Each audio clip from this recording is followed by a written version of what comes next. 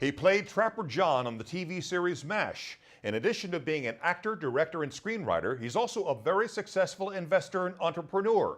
Wayne Rogers has written a book along with Josh Young. It's entitled Make Your Own Rules, A Renegade Guide to Unconventional Success. Welcome to Money News, Wayne. Thank you. As you mentioned in your book, you've never read a business book, so why did you decide to write one?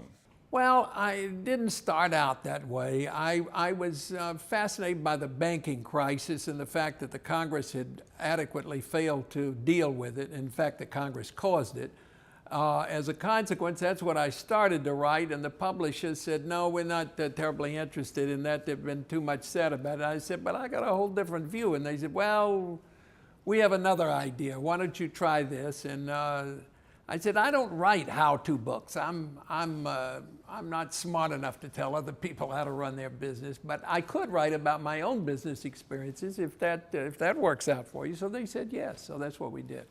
How'd you manage to make your own rules through your career in show business and your various ventures as an entrepreneur? Well, when I say make your own rules, I live by the rules. I don't, but it's unconventional in the sense that I don't necessarily obey what everybody else is doing. I don't take a conventional approach to everything.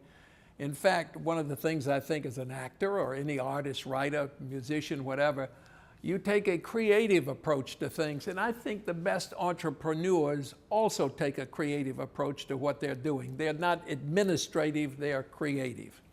How did show business provide the foundation for your success in everything from real estate to banking to winemaking? Well, that's essentially it, what I just said. It's taking a creative approach. It's asking why and why not.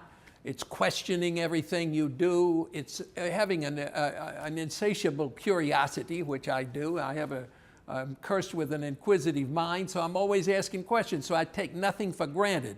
So ignorance, it was my friend, as it were, because I hadn't done these businesses before. So I would always ask, why do you do it this way?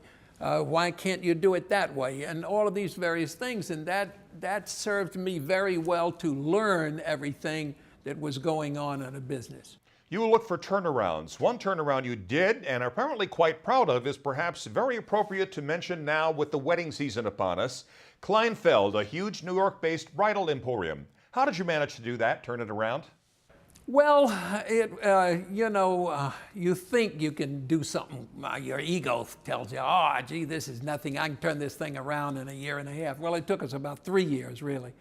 I always say to people, if you think you can do it in a certain period of time, double it, because it's going to take that kind of time to do it. So it did. It took longer than I thought. But it had a great brand, and it was a question of reviving the brand, of resuscitating the brand. The guy who had it before us, he damaged it, but he didn't kill it. And so it was a question of our bringing that back. How did we do that? We did that with service. We gave the bride, or give the bride, if you will, enormous service. And as you know, we were on the front page of the Daily News last week. We're in the New York Times. Next Monday, we'll be on Good Morning America. The news has treated us very well. When we moved the store from Brooklyn to New York, we were on the front page of the New York Times, not the fashion section, but on the front page of the paper itself. It was such an icon, the store, and we've just breathed enormous life into it by taking our time to give service to those brides. You've done very well investing in small banks too. Now, you think now is a good time for other investors to get into it. Why? Because the banks have been beaten down. The Federal Reserve, you know, that we have 10,400 plus or minus community banks in the United States. They have taken an enormous beating, and the Federal Reserve is not giving them much air to breathe. Banks, people complain about not being able to get loans from banks today. That's true because the Fed is all over them. They were worried about them failing, and they're worried about the politicians criticizing them, so they've just been tigers on these small banks. By the way, in the meantime, the Congress, in its infinite stupidity, has allowed the big banks to grow even larger. You realize that Citibank, Wells Fargo, Bank of America, and J.P. Morgan Chase, 4 banks, now control over 54% of the banking assets in the United States. Got Goldman Sachs in there too, right? Well, Goldman Sachs isn't one of the four, but it's certainly a big one. But I'm saying those four, you add Goldman Sachs, it's probably controlled 70% of the banking assets. What's terrible about that is they have created monopolies.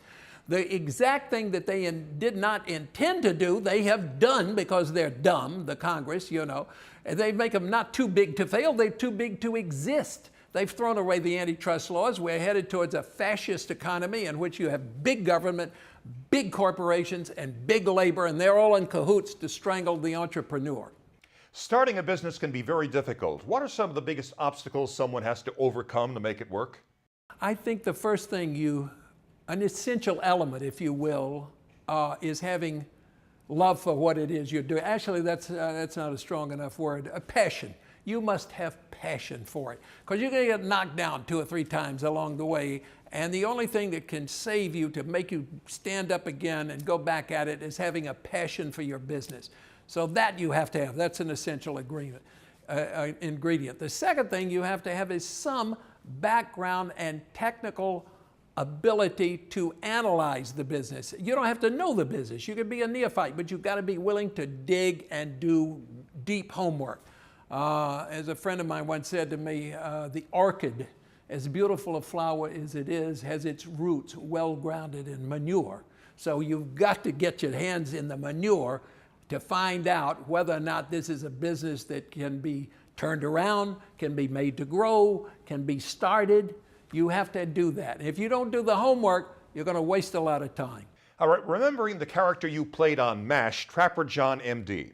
All right, you played a doctor. So what do you say to Obamacare? Should it be repealed, as a majority of voters want, according to Rasmussen reports, or left the way it is? No, it should be repealed. We got to start all over. It's a bad law. It was well intended, but once again, you know, the Congress, it's a 2,200-page law. That's the way it originally started. By the way, I read the first Senate draft, which was 212 pages. And you have to think, the Congress voted on it. They hadn't read it. They've never read it. They don't know what's in it. As I said, we have morons representing us, people who go up and vote for a bill that they have never read. I mean, are we crazy? Are we insane to hand over our government to those kind of people? It's our own fault, by the way. I mean, we're dumb for doing it. It's a 2,200-page bill. You can't get through it. You don't know what it says. It's contradictory in some places. Well intended, as I said. Yes, do we need Medicare reform? Yes, we do. Do we need it in this form? Absolutely not. Again, the name of the book, Make Your Own Rules. Wayne Rogers, you can catch him on the Fox News channel. Thanks so much for speaking with us here at Newsmax. Thank you. Thank you very much, Ashley. And thank you for watching Money News.